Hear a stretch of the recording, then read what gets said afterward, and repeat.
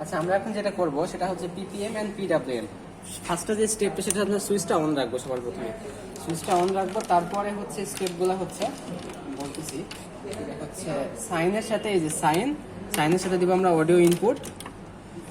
তারপরে ক্লকের সাথে দিব আমরা ক্লক ইনপুট, এই যে ক্লক ইনপুট। তারপরে আমরা দিব হচ্ছে হলো এই যে র্যাম্প ইনপুট। এই স্টেপটা শেষ। তারপর আমরা কি করব, একটা চ্যানেল নেব। অসিলোস্কোপে আমরা সাপোজ চ্যানেল 1টা নিলাম, নিয়ে আমরা ইনপুট সিগন্যালটা জাস্ট দেখবো আর কি যে কীভাবে আসতেছে। সেক্ষেত্রে আমার এই যে চ্যানেল 1-এর পজিটিভ প্রান্ত যেটা আছে না, এটাকে আমরা দিলাম হচ্ছে এই যে অডিও ইনপুট, আর নেগেটিভটা দিলাম আমরা হচ্ছে গ্রাউন্ডে।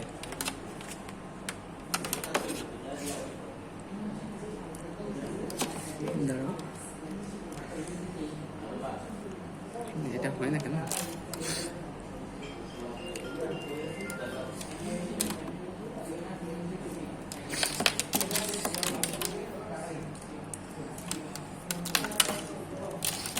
যে এটা আমরা হচ্ছে নেগেটিভটা দিলাম গ্রাউন্ডে, আর এই যে পজিটিভটা দিলাম আমরা হচ্ছে অসিলোস্কোপের পজিটিভ টার্মিনালে। এই যে দেওয়ার পরে এই যে আমাদের সেই চ্যানেল 1-এর ইনপুট সিগন্যালটা। তারপরে আমরা কি করব, তারপরে হচ্ছে চ্যানেল 2টা নিব আমরা। চ্যানেল 2-এর সিমিলারলি নেগেটিভটা আমরা গ্রাউন্ডে দিলাম, এই যে গ্রাউন্ড, আর পজিটিভটা দিলাম হচ্ছে আমরা সাপোজ টিপি 1 দিলে আমরা সেম সিগন্যালই পাবো, জাস্ট লো প্লাস ফিল্টার ইউজ করছি যেহেতু সিমিলার সিগন্যাল পাবো। তারপরে যখন আমরা টিপি 4 দিব তখন আমরা হচ্ছে ডিস্টর্টেড সিগন্যালটা পাবো। তারপরে যখন আমরা পিডব্লিউএম এ দিব তখন দেখো এখানে দেখার বিষয় হচ্ছে পিডব্লিউএম এর পালস উইথ মডুলেশন। যেখানে আমরা পজিটিভ সিগন্যালটা আছে না, ওই যেখানে পালসের উইথ একটু বড় পাবো, আর যেখানে নেগেটিভ সিগন্যাল সেখানে পালসের উইথ চিকন, এই যে দেখা যাচ্ছে ভালোভাবে।